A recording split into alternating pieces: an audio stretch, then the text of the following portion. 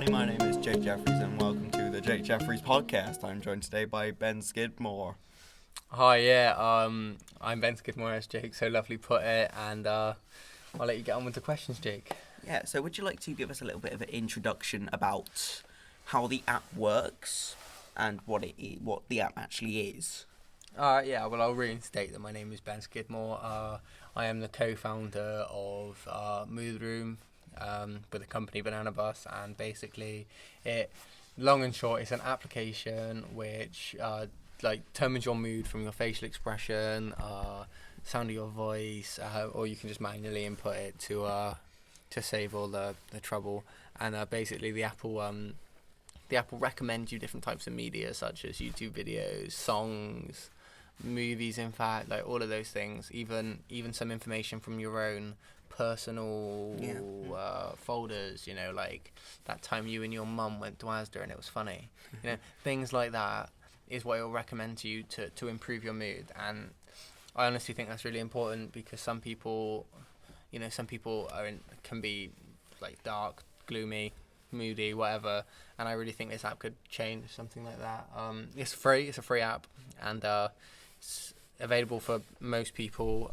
It's from 12 to 18 because that's the main generic in which people are frequently on their phones. And for the introduction, that's about it, Jake. I have to say that was very nice.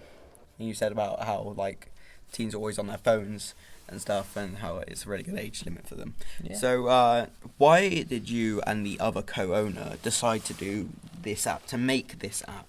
Well, basically, pretty much my co-worker came up with the idea, and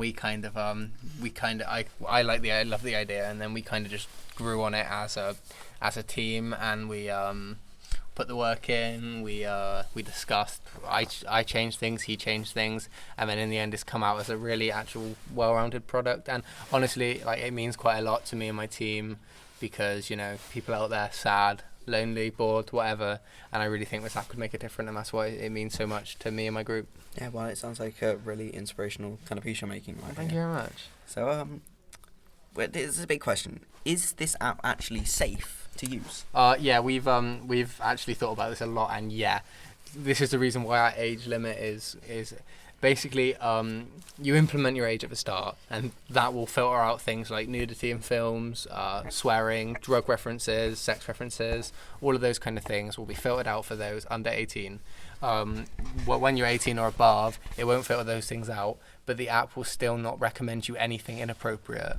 I cannot stress enough, they will only recommend you pieces of social media material for everyone, but obviously for movies there'll be the age limit. Yeah. Okay, that sounds like a really good thought out process that you've made for the safety of this app and for the safety of other people. Exactly.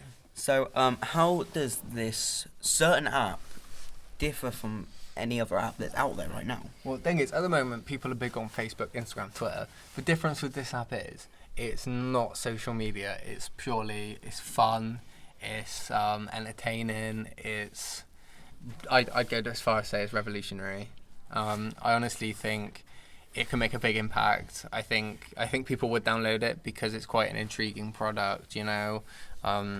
The thought to me when we first came up with the idea of reading someone's emotion from their face or voice, that completely baffled me, and now I've realised how real that concept actually is. So it differs from other apps, as in you don't post statuses, you don't post pictures, you don't do that, but you can link it with social media as you want, and it's not a game. Yeah. I mean, it's just a really interesting piece of equipment, and me, myself, and my team, and other people we've spoken to think it's amazing. So it's no more like going down to the shops later and getting newspapers and stuff exactly, like that. Yeah. Exactly, no more. Well, I had a bath last night and it was lovely. Yeah, well, no more of that. That's really good. I mean, I think everyone's pretty sick of that right now. Exactly. So, what device is it going to be available on, and when's it going to be released for the public to use? Well, it'll be available on the Apple Store. It'll be available on Google Play. It'll be available on Windows Store. It'll be available on the Chrome Store, stuff like that. All of those kind of things it will be available on. And also we are currently implementing a feature in which we will be able to use it with Netflix. We're currently discussing it with them, and it will kind of work as a plugin, and it will read someone's facial features, stuff like that. So you can use it on Xbox and PlayStation as well. It all works through your library, selecting games based on your mood. And for the release date, we are working on, our deadline is January 2017. We don't have a date yet, but mid-January is probably what we're going to go for there. All right, well, that sounds really good. It sounds like a really good app, and it's a really good idea. I hope it really comes around together. Thank you. And comes around. I'm gonna get it, obviously. Thank you very much. Well, thank you for being here. Anytime. Okay, my name has been Jake Jeffries. So next week we have the cast from Game of Thrones, and I guess I'll see you. See you next time on the Jake Jeffries podcast. No problem.